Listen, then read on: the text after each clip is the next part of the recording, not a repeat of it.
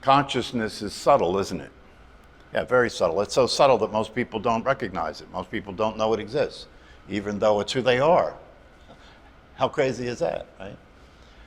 Yeah, and in order to experience that awareness, we have to do as much as we can to create stillness, create a lack of movement as much as possible. That's why we sit still in the practice of meditation. That's why part of the practice is to remain still, not to move your body, not to scratch any itches. Allow yourself to experience what it's like to be present to everything that's happening. And that presence to everything that's happening is the awareness. And to recognize that awareness, to actually be in the experience of that awareness, the more you can eliminate in terms of any movement, any sound, the better to do that. Yeah, it is the case that most people are shallow breathers and most people are chest breathers, which is unhealthy, right? And so part of the practice is to breathe correctly, which means to breathe from the belly. That's called baby breath, right? So the way you should be breathing is on the inhale, your belly should come out. On the exhale, your belly should go in.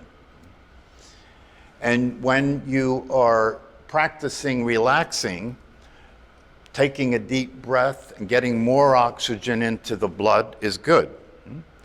So that's one way to use the breath.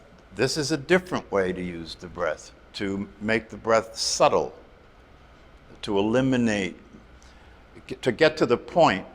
Here's another way of saying the same thing. It's often said that when we practice meditation, we're practicing dying. Because when we practice meditation, we're practicing letting go. Letting go of what? Identification with the physical body. Letting go of what? Identification with the idea that you're the personality. And when we are born, our first breath is an inhale. When we die, our last breath is an exhale. And so when we're practicing meditation, Ramana Maharshi, the infamous Advaita teacher, who's quoted all over the place now, he's a fad in terms of being quoted.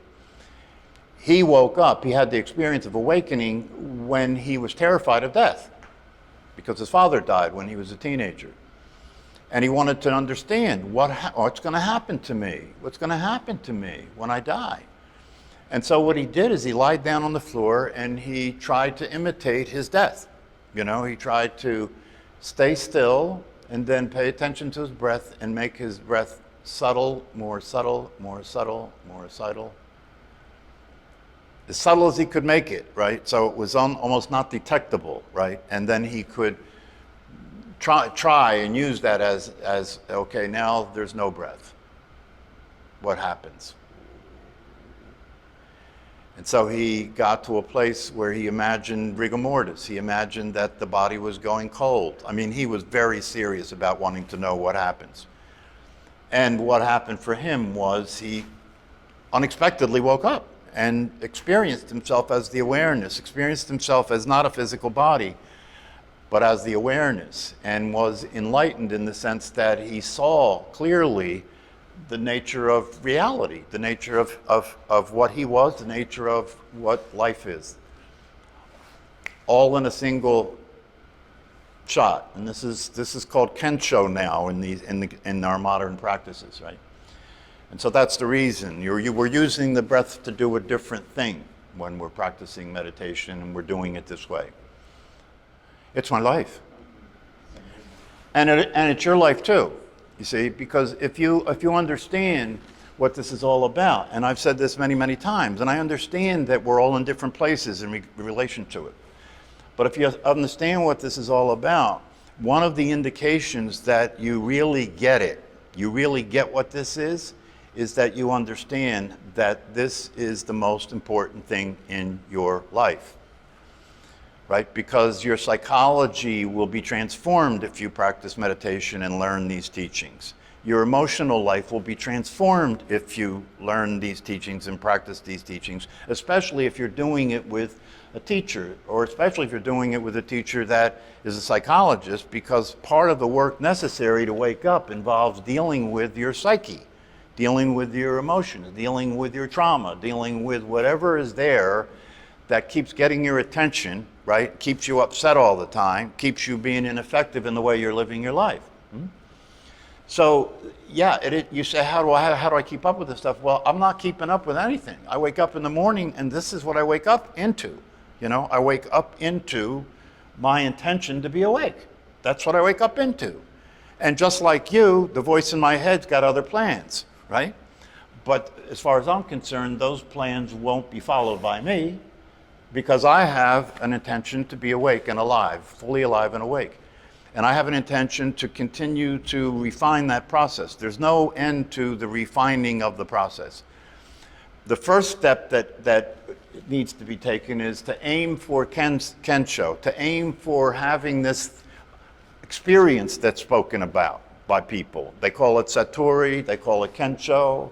You could just call it an awakening experience, enlightenment. Some people call it enlightenment. So that should be something that you're aiming at, you know, so you want this to happen.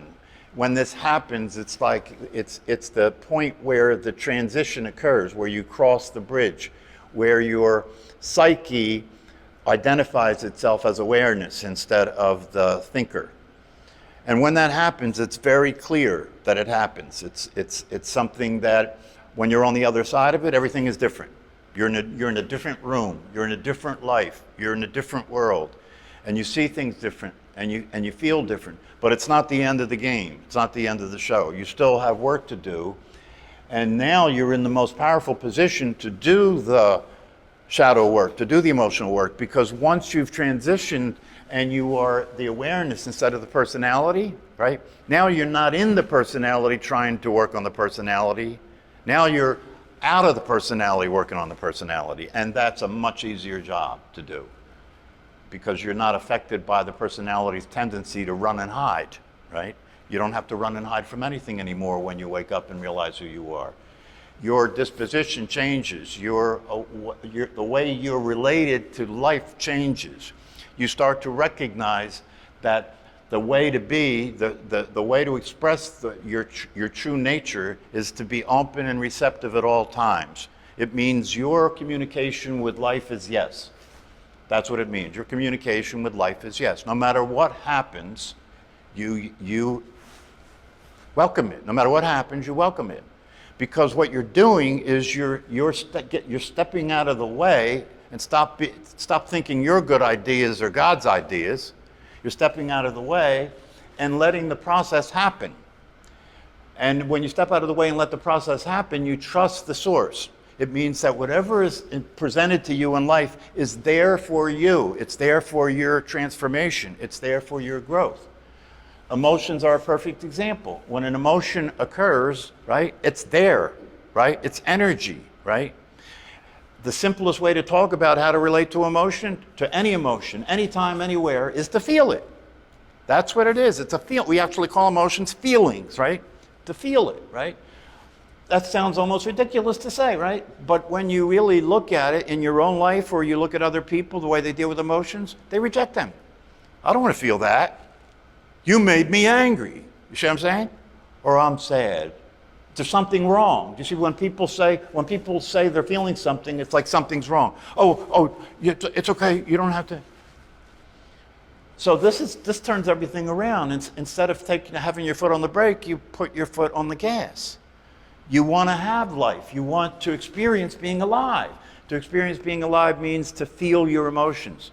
It means to be aware of thinking, but know that you're not doing the thinking. Be aware of thinking, but know that thinking is occurring as a mental process. That's not you. That voice isn't you.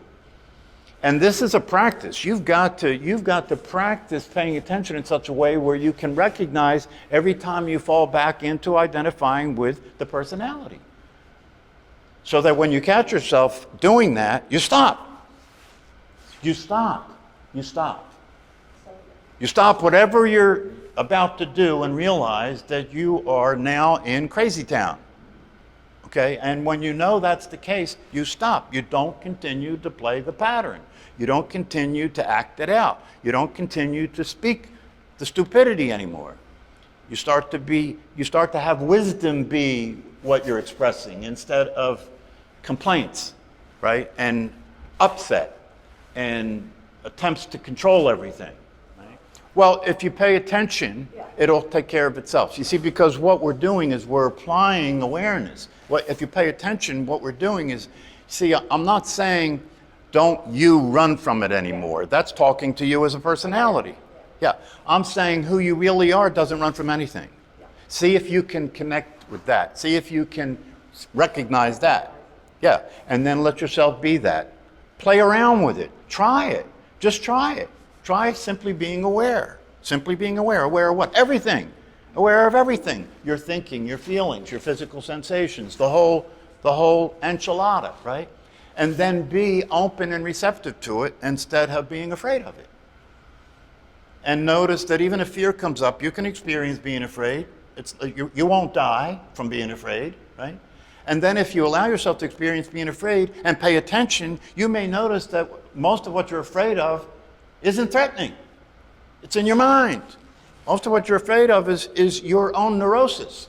It's not real, right? But you can't find that out unless you're willing to be afraid and stay aware. Stay aware of what's going on. So you can see, oh, wait a minute. Nobody's chasing me. Why am I afraid? Nobody's going to kill me. Why am I afraid? But here's the deal. This is really interesting if you consider it. Given our orientation, given our conditioning, right? And what is that? Your conditioning is that you are a physical body and you are separate from me and everybody else and you are separate from the world, right? So it's you against the world. That was a song, right? But it's true, really, isn't it? And should you feel threatened? Should you feel threatened? If you're identified with the physical body and you're identified with the personality, should you feel threatened? You should feel threatened. You are in danger. You are in danger, right? As a physical body and as a personality. But as an awareness, you're never in danger. Never in danger. This is the way out. That's the way out. But when you're identified with the body and when you're identified with the personality, which is what you're trying to break up, which is what you're trying to transform, what you're trying to dissolve. But when you're identified with that, and until you're not identified with that, you will still be in fear. You will still feel threats. You will still act out against anybody that violates your boundaries. You will do that. And the collective version of that is called war, isn't it? Yeah, collective version of that is called war. And the human race is so frightened and so scared of other human beings who are different. All you have to do is be different, right? That they pose a threat to hurt us. And then when we look back at history of what human beings are capable of, the Hitlers, the Roman Empire, right? That makes us more afraid. We don't want that to happen again, right? Yeah. So where do we end up with all this fear? Right? The only way out of it is to realize that you're not what you think you are that has to be so afraid and is so threatened. And until that happens, you will still behave the same way. And there are instances where that's an appropriate behavior. If somebody's threatened to hurt your physical body, it's appropriate to fight. It's appropriate to run, right? Like that. But here's where we ended up. As I mentioned, the movie that Peter Coyote mentioned in the talk that I sent out on the email list, the movie that he mentioned was called The Man That Saved the World. I had never remember hearing about that before, and it's interesting that I never heard about that. And what it is there was a Russian officer, this was back, I think it was 1983, right? There was a Russian officer on duty, and in the command post for nuclear weapons, they started detecting warnings that missiles had been fired toward Russia. This actually happened. One missile, they said, was fired, and the guy that was in charge, it was the guy that would have to push the button to fire the missiles back, right? It was up to him. What? He was sick. He was Russian. He was in charge of Russian. He was sick, and this other guy had to take over. It was his decision. Oh, it wasn't. No, that wasn't it. No. What happened was the only other person that had any say-so was the premier, right? Okay. Who was Yeltsin at the time, who was a drunk. And when the missile was detected that it was fired, right? the people around him on the command post said, "You've got to follow the procedures. You have to fire the missiles now." And he said, I can't do it because the people that were watching the radar said that they weren't seeing anything on the radar screen. Now, this guy had to deal with the fact that if he pushes that button, it's the end of the world. Literally. A 1 Minuteman missile has the atomic power to destroy the planet 1,000 times. 1 Minuteman missile. And there are thousands of them, okay? So when people make reference to the bombs that were dropped on Japan, they were firecrackers compared to what we now have. Okay? So here this guy is, and he says, "I'm not going to do it because I can't risk making a mistake and ending humanity," right? So then another missile is detected being fired. And the people around him are saying, "You gotta fire back." And then a third, then a fourth, then a fifth. 5 missiles are now in the air coming toward Russia. And this guy says, "I'm not going to do it." He called Yeltsin on the phone. And Yeltsin was too drunk to talk to him. Yeltsin actually hung up. He said, I'll deal with this tomorrow. So here he is. He's in charge. He's in charge of the fate of humanity, right? So finally, long story short, he refuses to give in. And really, when you think about it, the way he was thinking about it is, suppose I don't push the button and the missiles are real, right? We're all going to die anyway. Doesn't matter whether I fight back, right? But so he refused to push the button. And then finally, when the missiles that were supposed to be coming in were so close to their targets that the local radar could see it, they said there's no missiles there. So he would have ended the world by mistake. Now, after that happened, the president of this country, I think it was Reagan at the time, praised him and said, "You saved us, you saved us." In his country, they held him accountable for violating procedure and punished him. Punished him. And he quit the army. He quit the army. And in the movie, The Man Who Saved the World, he didn't want recognition. He said, he didn't do anything special. He was terrified, right? But the moral of the story is that you and I right now are sitting on a powder keg. A powder keg. And what happened in that movie goes to show that the mistake could be made. It could be made. And one of the things about the missiles that are set to launch from our side, right? They're set up in such a way that if missiles are detected incoming, they launch automatically. It's not even a decision that a human being makes, okay?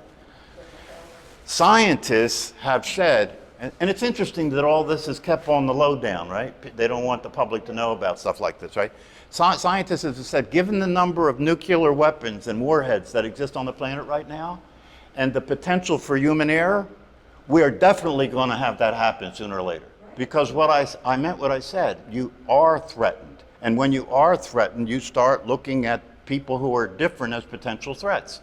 People who sound different, look different, are living in a different place, have a different culture, see you as the enemy like you see them as the enemy, right? Yeah, it's actually an appropriate behavior if it was true that we really are the physical body and you really are a personality, then all of the things that are happening right now make sense because everybody's feeling threatened and everybody is freaking out and everybody's under a tremendous amount of stress, right? That's why it's dangerous. That's why it's dangerous. That's why when I hear on the news people making statements about how probable they think nuclear war is, that's dangerous. To just put that out there like it's something that's that close to happening is dangerous. Because there are people in the world that are crazy enough to push the button and want to see the button pushed. So this is why we're here. We're here because we're living in a world, right, that is in the toilet. We're living in a world that is living in a fear state, constant fear state. And that's one of the reasons why in the practice of meditation, the ultimate goal is to realize who you are, to realize what you are, right? Along the way, in order to facilitate that, you've got to practice relaxing this physical body. I can't emphasize that enough. You've got to practice relaxing this physical body beyond where you can imagine relaxing it. So it's not just a matter of relaxing the musculature, it's relaxing the internal organs, it's relaxing the digestive tract, it's relaxing, when we think about relaxation, we think about the muscle tension, right? But it's not just muscle tension, there's tension in the entire body. The constriction of the blood vessels is a contraction that causes migraines and heart attacks, okay? And then what we do to deal with that stress in terms of being addicted to food. And so now what do we have? We have a crisis in obesity.